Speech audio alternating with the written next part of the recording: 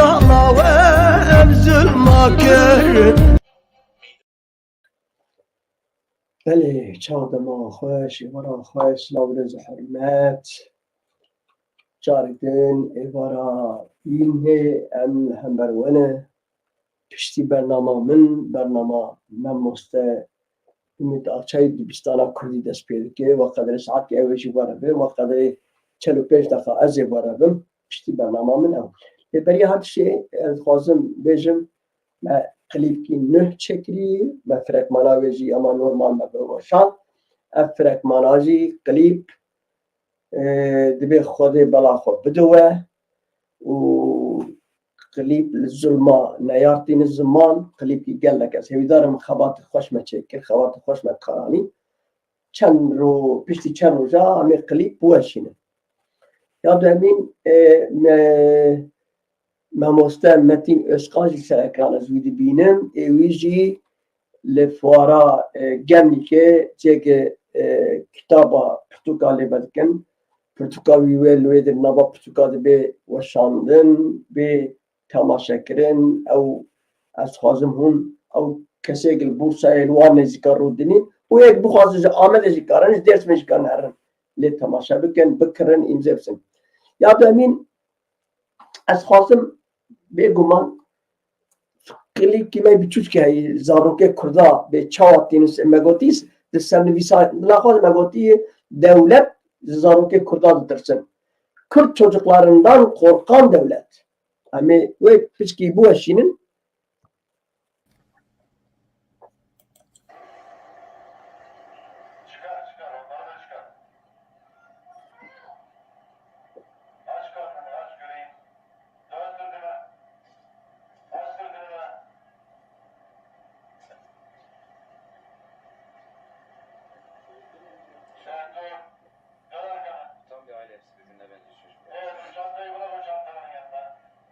beraber keser TikTok'ta İslam'ı zıfırmaz var. Müşeratını hiç kerem atarı var. İnsan yaratıyor.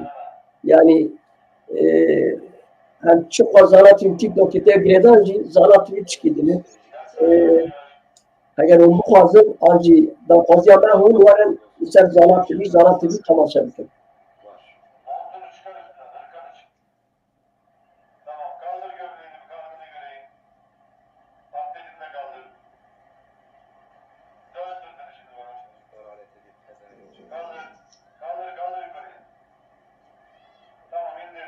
Çocuklardan korkarlar. Çocuklardan. Kırdın. Bak o kadar açılıyor. Analarına, çocukların anasına bak. Bak. Vahşet ya.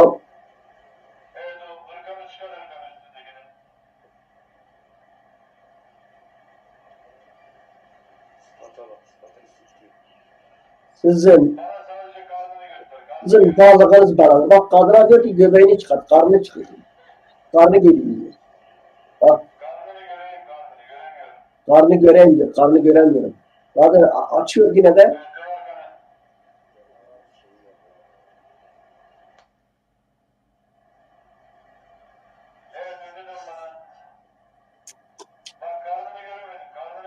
Karnı görmedim diyor. Günah diyor. Kadın en sonunda çıkarıyor. Çıplak gösteriyor kadın. Karnını.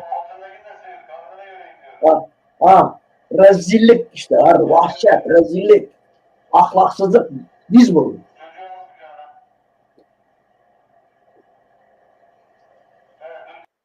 Neyse. Değerli dostlar. Selamlar, saygılar. Tekrar hoş geldiniz.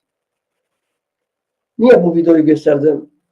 Konuştukları zaman dinden, imandan, İslam'dan, ahlaktan, temiz toplumdan, adaletten, haktan, hukuktan bunlar konuşurken mantığında kul bırakmıyorlar. O kadar edebiyatçıdırlar. Asas edebiyatçı değildirler, edepsizdirler. Ben geneline söylüyorum yani. Oradaki zaten eğer orada vallahi ile yemin ediyorsa bil ki dürüst değildir. Eğer kitaba el basarım diye yemin ediyorsa bil ki yalancıdır. Eğer ben bu camiye yemin ediyorum, bu hazrete yemin ediyorum diyorsa bil ki üçkağıtçıdır, sahtekardır, yalandır, dolandır. Avrupa'da bir yemin yok ha. Bak Türklerin çoğu Yani Orta Doğu'nun İranlısı, Kürt'ü, Irak'ı, Arap'ı, Türk'ü herkes aşağı yukarı Avrupa'yı görmüş, bilmiş, biliyor. O gitmemiş, anlasın onu. Avrupa'da yemin etmek yok. Tek tük diyor ben yemin edeyim. Tek tük. İkşveri. Başka türlü. Bunlar gibi. Bizim Kürtler diyor ki az bu Kur'an'a ve Kur'an'a camiyede sondum. Ve Kur'an'a malamedir. Bu azana melle gündeme. Bu azana yüzündüm. Melle belki cinabeti mi? Melle belki namussuz mu? Melle belki katil mi? Güzel mi? Tüm melle seri melle sondum. Bu seri melle sondum. Bu nan sondum. Bu abi sondum. Yani millet ki vani nezam hov hıcı. Hov hıcı. Kocaman devlet, ordu, polis her neyse 3 tane çocuğa en büyüğü 9-10 yaşında, öbürü 8 yaşında, öbürü 5 yaşında aç diyor göbeğini, karnı aç, çocuk çıkarıyor karnı malı, dön diyor, dönüyor çocuk. En sonunda anaları geliyor, anaları diyor aç karnı, kadın bluzu kaldırıyor, altını da aç, altını da kaldırıyor. Var hasili amacı, affedersiniz sizlerden özür diliyorum, amacı kadının göbeğini görmek. Bu kadar ahlaksızdır. Bu kadar ahlaksız ve alçaktır. Ya Kürt'ün çocuğundan korkmuyorlar. Kürt'ün çocuğunda ya çocuk 5 yaşında ya bombadan mı ağlar? Böyle ahlaksız bir sistem yok. Bu 12 Eylül'ü de arattırıyor. Bu Kenan Evren sistemini de arattırıyor. Ama tutturmuşlar Sayın Mehmet Menderes'in anlattığı gibi gel narin, git narin, otur narin, ye narin, iç narin. Narinle ben size bir şey söyleyeyim mi? Vallahi çocuk olarak acıdım. Çocuk olarak hak etmediği bir ölümdü. Çocuk olarak çok uzundur. Gerisi benim için lorodur. Benim için beni ilgilendiren babasıdır. Amcasıdır, sülalesidir, partisidir, ideolojisidir, Hizbullah'ıdır, şunudur, bunudur. Ama Kürt bunu bilmiyor. Ben öyle Kürtler biliyorum ki üzerine türkü bile yapmışlar. Ben öyle Kürt biliyorum ki şiir yazmış. Ben öyle Kürt biliyorum ki ya ayıp günah o narini kalkavan yapıp narinin perde arkasına ne dolaplar çevriliyor. Yarın öbür gün bu dolaplar ortaya çıkacak. Bu dolaplar ne filmler döndüklerini biz hepimiz birlikte öğreneceğiz. Narinin olayı hikaye.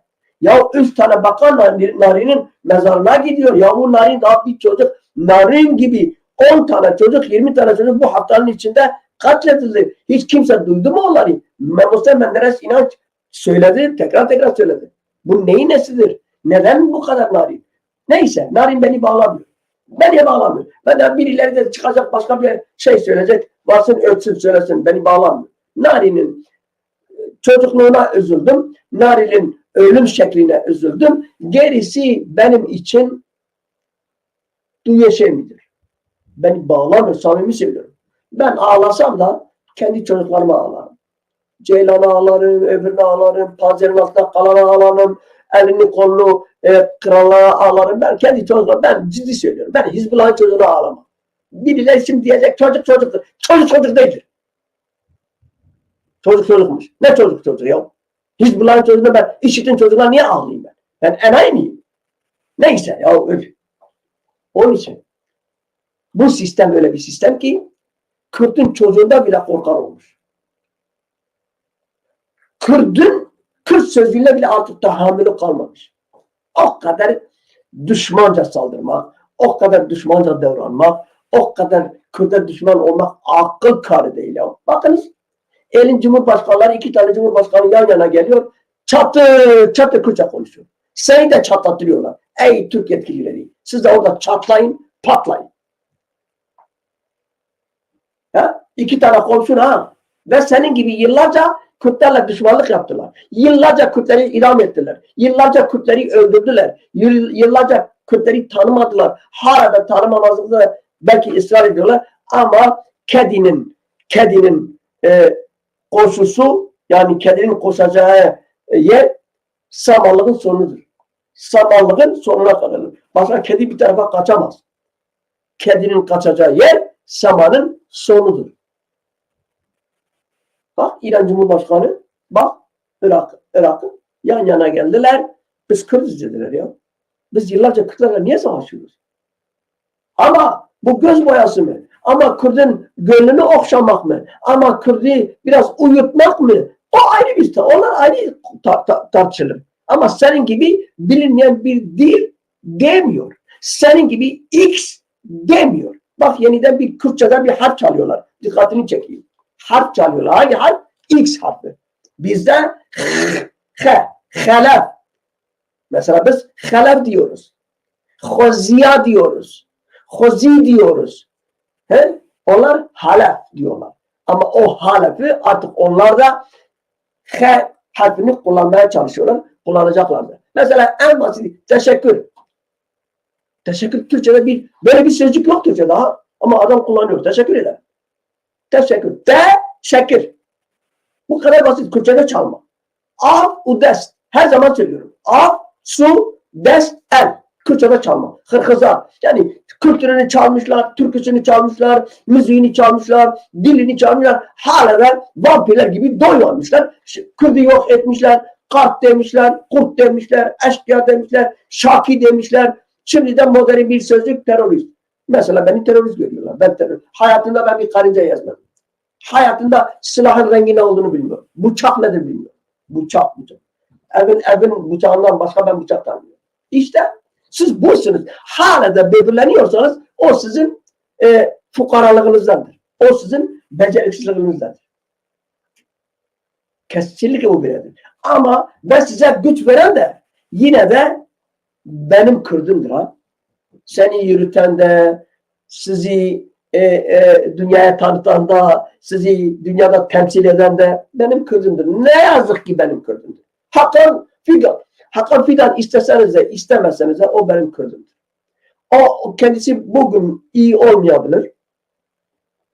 Kürtlerin yanında yer almayabilir. Ama onun eminim ve yemin ederim, iddialıyım, onun çocukları da vazgeçtim, çocuklarından da geçtim, torunları Kürt ve Kürdistan'ı savunacaktır. Dünya böyle kalmaz. Ben kendimden çıkarmıyorlar. Ben 35 sene önce Türkiye'de Türkçe müzik yapıyordum ve Türk sanatçıların arasında yer alıyordum. Tek bir amacım vardı, popüleşmek, o Alişan Malişan falan gibi. Ne zaman ki Avrupa'yı gördüm, baktım ki ben Kürtmüşüm ya. Kürdüm, vay! Tabii sana, sen Kürtmüşsün. Ha şimdi de benim çocuklarım, torunlarım, benim torunum şey yapmış. Elin burasına 47 yazmış, Mardin yazmış. Yani tatlı yazmış, ben onu diyeyim size. Budur. Yani yine de senin devletinin, senin bayrağını her neyse, seni uluslararası temsil eden Kürttür. Senin ekonomini sağlayan Kürttür. Yani kısacası bence siz yanlıştasınız. Ve bu gidişle de sınıfı geçemezsiniz. Kürtlere olan düşmanlığınız, Kürtlere düşmanlık etmek, Kürtleri öldürmek, hapse atmak, zindanlara atmak yanlıştır. Yanlış yoldasınız ve inanın bana siz kendi sonunuzu hazırlıyorsunuz. Eğer bugüne kadar Kürtleri bitirmediyseniz, eğer bugüne kadar Kürtleri alt etmediyseniz, bugünden sonra Kürt'ü alt etmek çok zor. Yani milyonda bir. Ha? Dedik ya, Cumhurbaşkanları çıktılar, Kürtçe konuştular. 1 saat boyunca soruyorlar gazeteciler. Biz Kürt'üz diyor, ana dilimizi konuştuk. Bunda ne var diyor. Ve aralarında da konuşmuşlar. Biz niye bu Kürtlerle savaşıyoruz? Yani biz bu Kürtleri niye dışlıyoruz? Bu Kürtleri dışlamak bize bir şey kazanç getirmiyor diyorlar. Doğrusu ne oluyor? Ama bunlar Kürt'ün lambası yanmasın. Bunlar Kürt nefes almasın ya. Ellerinde gelse o havayı Kürt'ün telaffuz etmeye müsaade etmezler ha havaya. Yani yalnız bunlar değil, iktisat yalnız değil. Öyle gidin hele o Bolu'ya, o bilmem bazen o faşist şehirlerine gidin. Zaten orada değil mi? Kürt gördükleri zaman saldırıyorlar. İt sürüsü gibi. 10 tane it bir tane Kürt'e saldırıyor. Vallahi bile Kürtlerde kıcı kaldıkları kadar şeyden almıyorlar ha. Hani Ermeni diyorlar, Yunan diyorlar ya, bilmem ne diyorlar. Emin olun bir Yunan'ı sevdikleri kadar Kürt'ü sevmiyorlar. Kürt bunların gözünde büyük bir düşman ya.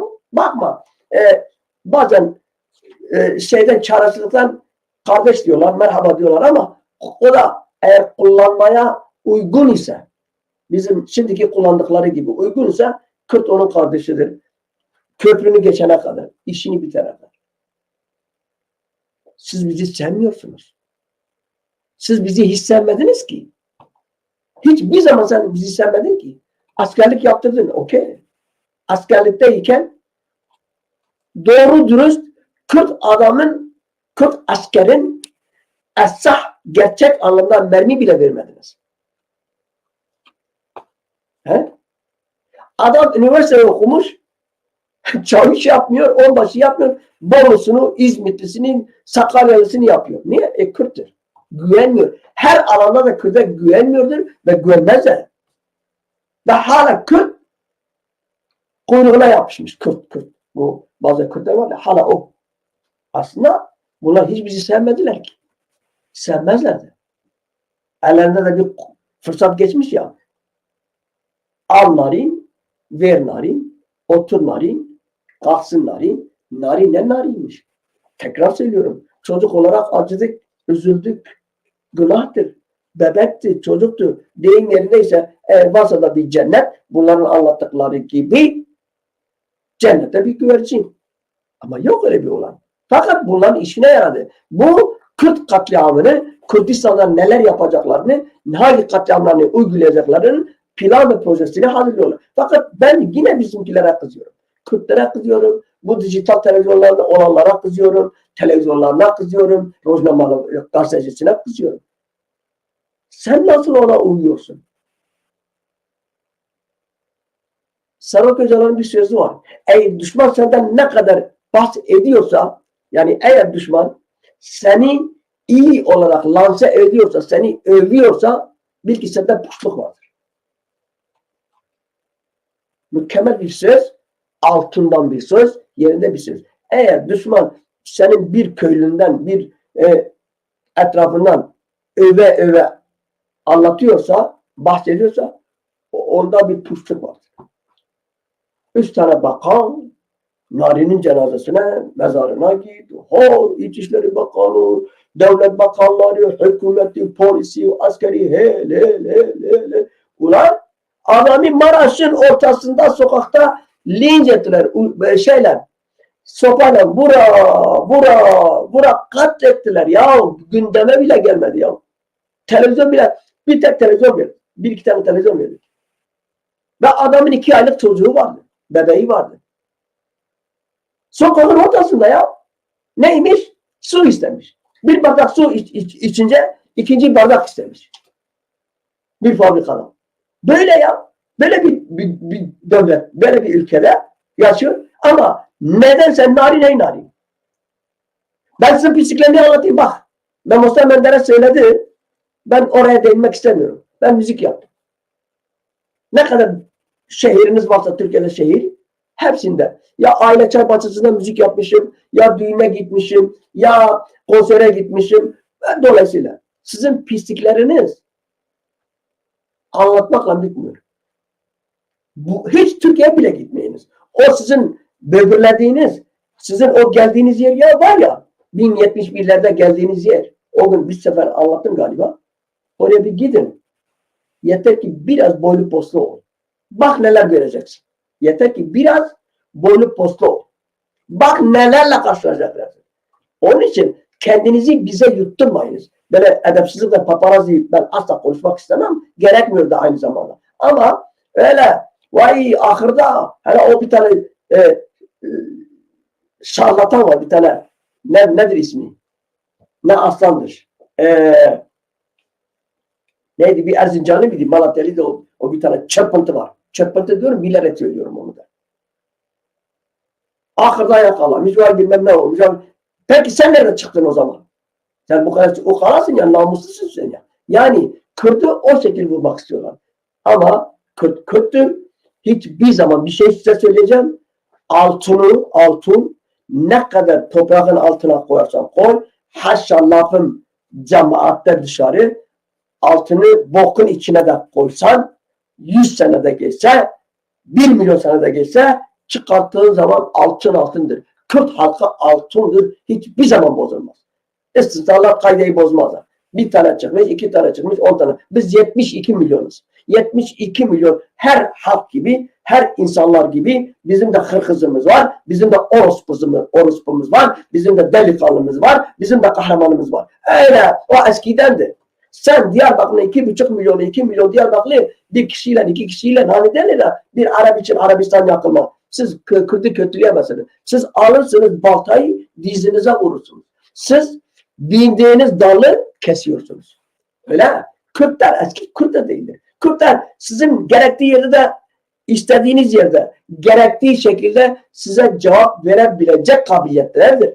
Kürtlerin 100 binleri yazarı var, çizeri var, filozofu var, kahramanları var, ordusu var. Sana Kürt artık papuç bırakmayacaktır. Kürt sana papucu bırakmaz. Artık bu papaz o pilavı yemez. Aklınızı başınıza alın. Size Kürtlüğe düşmanlık, Kürt'ü öldürmek size artık bir yararı yok. Zararı var, yararı yok. Bak ne haldesiniz.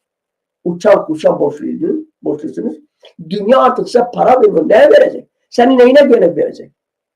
Osmanlı döneminde de İngilizlere para borçluydu Osmanlı. He?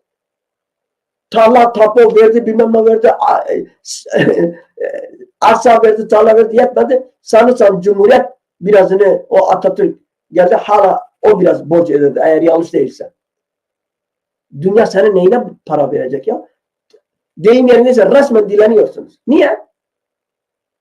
Çünkü Kürtlerle savaşıyoruz ya. Size tank lazım, top lazım, mermi lazım, uçak uçacak, benzin yakıt yakacak, şey atacak. Bak o silahsız hava araçları yapan neydi? Bayraktar mıydı? Bayraktar o gün bir reklamını gördüm. Diyor ki adam başı 6 bin lira bize verin. Bilmem ne anlatıyorlar. Artık paraları bitmiş. Artık halklardan, insanlardan para topluyorlar. Adam başı 6 bin lira verin. Ve devlet güvencesi bilmem ne ben fazla da kulak asmadım. Yani artık o insanlarda ne yapacaklar? Para çarpacaklar. 1 milyon insan 6 bin liradan verse dünyanın parası ya. Misal yani. Türkiye'de 1 milyon insan 6'şer bin lira verse, 10'er bin lira verse bu bütçenin yarısı da düzeltecek gidiyor. İşte böyle artık bu tür yollara basmıyorlar. Artık o uçan şeyleri kaç tanesini bir kere geçen seneden bu yana 17 tane mi? 27 tane mi? Özgürlük mücadelesi düşürdü. Hadi yapsa senede 10 tane yapsın. Ya bütçesi ne ki? Ki artık o bu da insanlarımıza çok gelmesin. Size söyleyeyim. Size çok gelmesin bu hava insansız hava araçları. Vallahi bile Kandil onlara karşı antifüze yapıyor. Hadi bakayım. Onlara karşı ve Kandil'in de o şeyler var. Kandil'de o insansız hava araçlarıyla o da operasyona çıkıyor. Geçenlerde kaç tane yeri bombaladı onlarla. Yani artık sırada bir üniversite çocuğu onu yapabilir. Hani tekniktir. Öyle çok abartılı gelmesin size. Vay Türkiye insansız hava araçlarını yapıyor. Almanya'da insanların çoğu kendi kendini yapıyor. O drone diye. Onun için bence aklı selim bir insan varsa bu devletin içinde samimi söylüyorum Kürtlerle anlaşacak, Kürtlerle barışacak, Kürtlerle oturup kalkacak. Kürt seni satmıyor. Bak Kürtler hiç kimseyi satmıyor. Satsaydı Esad'ın en zayıf dönemidir. Esad ölmüş ölecekti. Bitti bitecekti. Ama Kürtler hiçbir zaman vurmadı. Ne arkada vurdu ne direkt vurdu. Dedi ki biz Suriye'nin demokratikleşmede yanayız. Biz Suriye'nin bütünlüğünü savunuyoruz. Suriye'nin içinde bir federalizm istiyoruz. O kadar. Bak hala gücü var ha. 200 bin tane askeri var. Hem de şöyle böyle asker değil. Böyle bu bazıların piyadeleri gibi de değildir. Hani bunlar özel hareket diyorlar ya. 200 bin tane hepsi özel harekettir. Hepsi birbirinden daha atiktir. Bunlar gibi değildir. Böyle su grup özel harekettir. Su grup bilmem geride hizmettir. Bu grup bilmem değil. Bunu herkes bilmeli. Siz bana göre Ya o çocukları soy. Mesela karnını. 3 tane çocuk. Hala soydunuz karnını. Ya o kadın ya. Hani hasiyet? Hani onur? Hani Müslümansınız? Hani ahlaklısınız? Hani temiz toplumsunuz? Nasıl bir yaratıklarsınız? O kadın bluzunu çıkarıyor. Görmedim diyor. Kaldır diyor. Ta kadın vücudunu gösterene kadar. Allah'ın belası. Siz utanmaz ve ahlaksızsınız. Siz değil misiniz? Bayan gerilerleri şehit edip çırçıplak edip panzerin arkasına atmak. Siz değil misiniz? İnsanları öldürüp kulaklarına tesbih maskotunu imamesini yapan. Siz değil misiniz? İnsanlara dışkı yedirmek. İnsan dışkısını yedirmek. Siz ahlaksızsınız be. Ahlaksızsınız siz. Aslında var ya sizinle ne yemek yenir, ne oturulur, ne komşu olunur, ne aynı fabrikada çalışılır. Vallahi billahi sizinle aynı havayı teneffüs etmek azaptır, günahtır. Siz yaşanacak bir millet değilsiniz. Siz insanların dışında yaşamalısınız. Ormanlarda yaşamalısınız. Afrika'da. Çünkü insanlık hiç yok size. Hiçbir şey göstermiyor size. Bu kadar kim? Bu kadar. Ya demin Mehmet Menderes söyledi de ben atmadım. O video eskiydi. 3 tane Türk çocuğu, bir tane Alman çocuğu. Çocuğun suratına vuruyor. Çocuk diyor ki ben bir şey yapmadım ki. Basi kapkama. Ben ne yaptım diyor. Bir tane daha vuruyor. Yaşar diyor çok kötü vurdun diyor. Öbürü de onu özlüyor. Barbarlık ya. Çocukları bile barbardırlar. Çocukları lanet olsun o Almanya'yı ki o sülaleyi komple sürgün etmiyor. Ben Avrupa'ya da alıp getiriyorum. Sizin İslamlarla, Müslümanlarla, bu Türkmüklerle ne işiniz var ya? Size ahlakları size uymuyor. Medeniyetleri size uymuyor. Size ayak uyduramıyorlar. Siz ayrısınız, onlar ayrı. İdeolojiniz ayrı, dininiz ayrı, yemeğiniz, içmeniz ayrı, kültürünüz ayrı. Siz bu Türkleri niye burada barındırıyorsunuz? Ben onu hakikaten anlamış değilim. Ya bu Alman o kadının ismi neydi o? Naletlik iyi ki gitti. Ya bu Avrupa'da bir tuhaf. Bir tuhaf. Kürt olsa bile eğer bir Kürtse bu Avrupa'nın ben bir Kürt. Eğer Avrupa'nın ahlakına, kurallarına, sistemine uymuyorsam benim burada ne işim var? Eğer ben domuzu lanetleyeceksem sistem bütün yemeğinden, ekmeğinden tut çikolatasına kadar domuz yağı vardır. Sen o zaman domuzu sevmiyorsan burada defol git Arabistan'a git.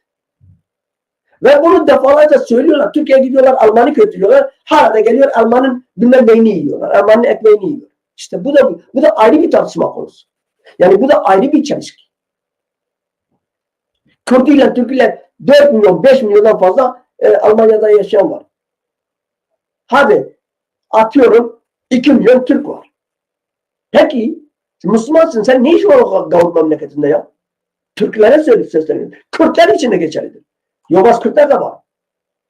Ey Kürt, Müslüman mısın? Git Arabistan'a git. Mekke Medine'ye git. Afganistan'a git.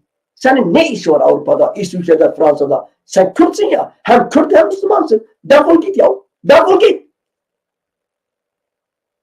Ha, gidemiyorsan o zaman saygılı olacaksın.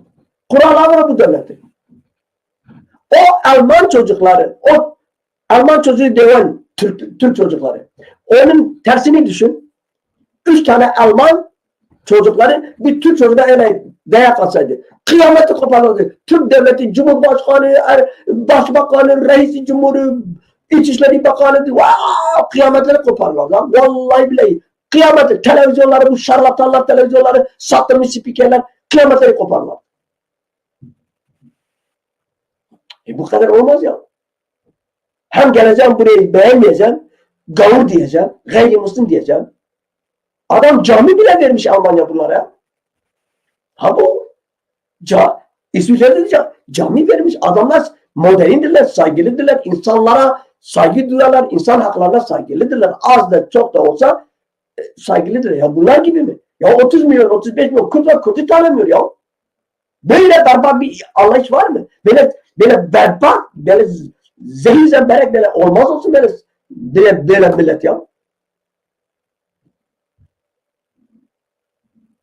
Yani neresinden başlayacaksın? İnsan neresinden anlatacak? Gerçekten samimi söylüyorum. Bıktırıcı ya. Ya bir döneleri var. Ya dünyanın en şeytan Vallahi şeytana kurban olsunlar. Şeytan bunların yanında melek kalır. Dönerde bir kişi çalıştırıyorlar, 10 kişi çalıştırıyorlar, bir kişiyi gösteriyorlar. Türk'le anlaşıyor. Yani Türk'ün arabası bozuk. 5 kuruş etmez. Ya motoru gitmiş ya Türk'le anlaşıyor. Diyor ki sen arkada gel bana vur. Senin sigorta benim arabamı yenilesin. Böyle ya. Ya bunların fatmazlıklarını, bunların sahtekarlıklarını anlata bitiremezsin sen ya. Anlata bitiremezsin. Daha önceleri böyle bir şebeke vardı. 2 tane kendileri gibi zaten şu anda da Türklerde o trafikte şurada burada Türk polisi de var. Yani Türk kökenli polis. Onları örgütlemişler. Ne derler sizin Türkiye'de ne derler bilmem. TÜF alıyorlar. TÜF. Yani araba tekrar trafiğe çıksın diye. 2 sene 3 sene diye yine gidiyor kontrol aldı. Ya 50 o zaman marktı. Bir firma vardı. 50 marka hiç arabayı getirmeden TÜF alıyorlar. Böyle sahtekarlık. Böyle üçkağıtçılık. Ya bunları anlatmaya kimsenin şeyi yetmez ya. Ya biz gerçekten bu Kürtler biz çok günah işlemişiz Allah'ın yanında ya. Bunlarla yaşıyoruz. Vallahi billahi Araplar bundan kat kat iyidir. Farzlar kat kat iyidir. Zaten gayrimüslim hiç onların eline su dökemezler. Biz hala buna rağmen hala keko diyoruz. Arkadaş diyoruz. Kardeş diyoruz. El uzatıyoruz. Demokrasi diyoruz. Barış diyoruz. Bence bu Kürtler böyle demokratik sistemden vay kardeş haklarından bence yani haddim olmayarak siyasi partiyle bir işim olmaz ama bence bu Kürtler o demokratik safsafatçıdan vazgeçmeli. Kesinlikle öyledir. Kesinlikle öyledir. Hani o haklara kardeşleri. O DEM Partisi'nin içinde 3-5 tane duysunlar beni. Yani ben asla çay için hacı olmam. Hiçbir zaman.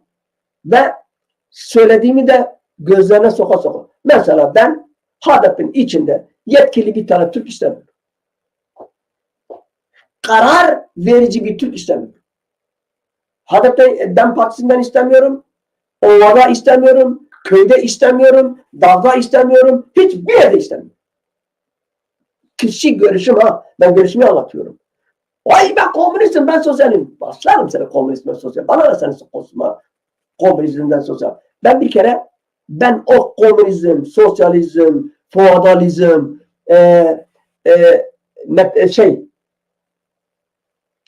inanç, hani inanıyor ya, din falan. Ben bunları bir kere ayağımın altına almış. Bana tek soracağınız soru yahut da merak ediyorsanız ben Kürt canperest. Benim için ama Berzani Kürt'ü değil. Berzani gibi Kürt değil. Ya da Talip Ensarioğlu Kürt gibi Kürt değil. Mehmet Metiner gibi değil. Kurucular gibi değil. Ama öyle bir Kürt dürüst, temiz, kalbi Kürdistan için çarpsın. Hadepliymiş, demliymiş. Bilmem neyi beni bağlamıyor. Ben öyle bir Kürt ve Kürdistan istiyorum. Vay bilmem ben komünistim, ben sosyalist ideolojisini getiriyorum. Vallahi sosyalizm, komünizm ideolojisi sistemi faşistten daha beter. Faşistten daha beter. Bizi kimse bu konuda bizi şimdiye kadar uyuttunuz. Şimdiye kadar biz size uyduk. Defsol bizi kullandı. Halkın Birliği bizi kullandı. Halkın Kurtuluşu bizi kullandı. Devgenç bizi kullandı. TİKO'cular hala da kullanıyorlar bizi Kürtlerin çoğunu. Özellikle Alevi kesimini kullanıyor. Ama bundan sonra %90'ı Kürt'ü kullanamaz. %90'ı diyorum. Kürt eski Kürt değildir. Kürt'ün lideri hapislerdedir. Kürt'ün göz nuru hapislerdedir. Kürt'ün canları hapislerdedir. Kürt'ün en değerlisi toprak altındadır. Kürt 100 bine yakın, 40 seneden beri 100 bine yakın şehit vermiştir. İkincisi de gazi olmuştur. Gözünü kaybetmiş, elini kaybetmiş, kolunu kaybetmiş, beynini kaybetmiş, felç olmuş. Bunu bilmeyen Kürt, bunu aklı erdirmeyen Kürt, ben zaten Kürt demem. Artık biz bir yol ayrımındayız. Bunu herkes böyle bilmeli. 2 tane yol var. 3 tane yol var. Arap yolu, Kürt yolu, Türk yolu. Bu kadar ya. Arap yoldaşlarım, kardeşlerim, bak ben size bir daha söyleyeyim. Kimse bana Rojava'nın sistemini de endekte etmesin. Kimse bana Rojava'nın sistemini anlatmaz. Rojava sistemi bambaşkadır. Suriyalisi var, Ermenisi var, Alevisi var, bilmem Ezidisi var, Müslümanı var. Orada bir karma şey. Ama Türkiye'de öyle değildir. Ben mecburi değilim. Bir tane Bursa'yla yoldaş olayım. Asla değilim. Bir de Arap'ın anlayışı, Türk'ün anlayışıyla apayrıdır. Arap kültürü almış. Ermenidir ama Arap kültürünü almış. Suryanidir, Arap kültürü almış.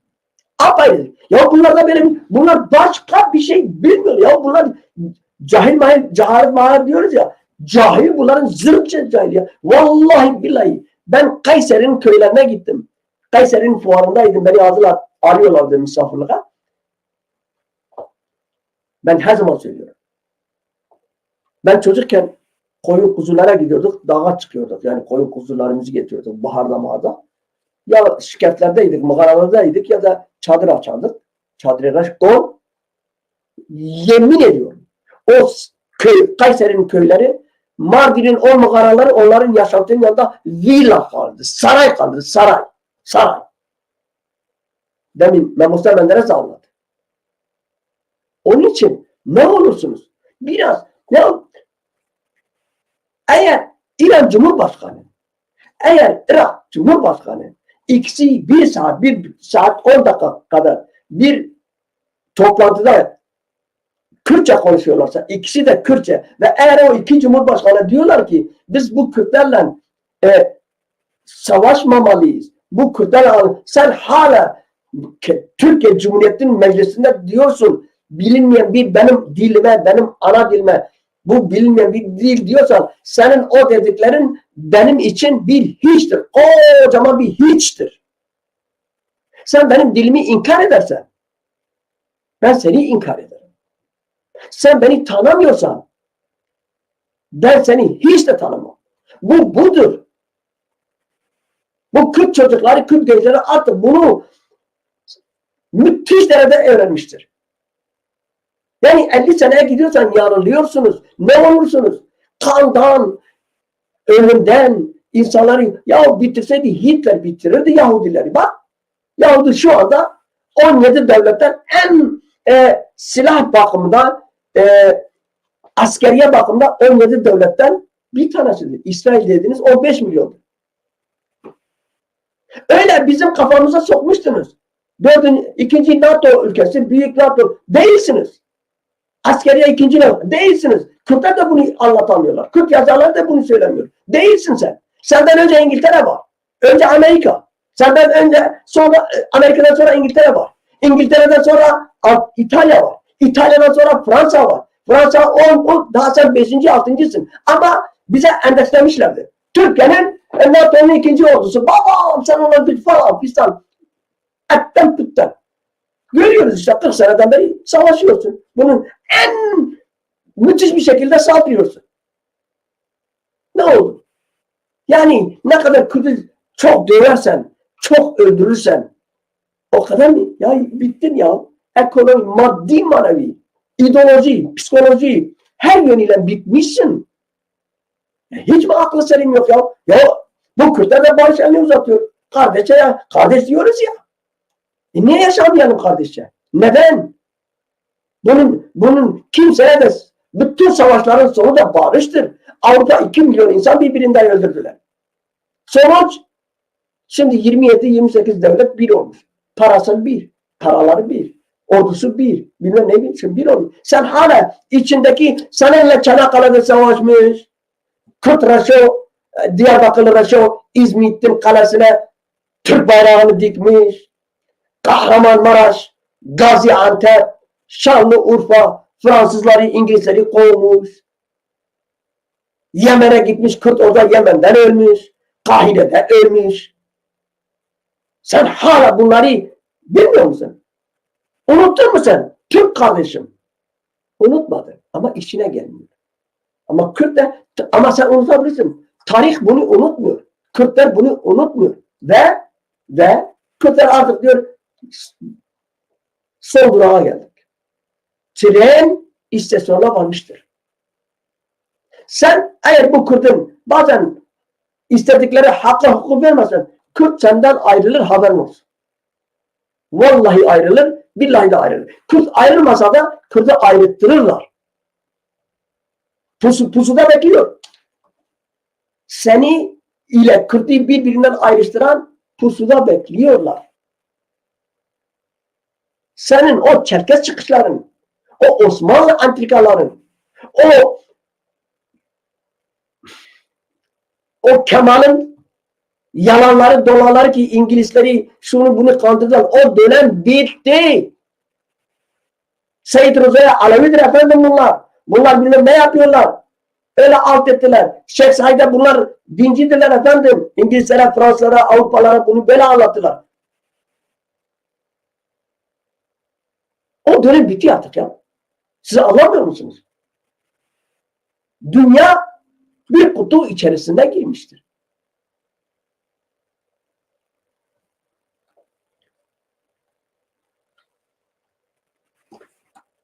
Bütün dostlar hoş gelmişler. Selamlar, saygılar. O isimleri geçe. Ya kusura bakmayın. Değerli dostlar bu arada bana soruyorsunuz. Benim TikTok'um yok. Bir. Emin ol. Zana TV'nin TikTok'udur. Sizin şu anda seyrettiğiniz TikTok Zana'nın TikTok'udur ve arkadaş orada bağlamıştır. Bir. İkincisi benim elimde gelinceye kadar, geldiği kadar size cevap veriyorum. Şart olsun. Sizin şeyinizi görmüyorum. Yazmışsın Messenger'da aramış. Keke Cuan yazmış.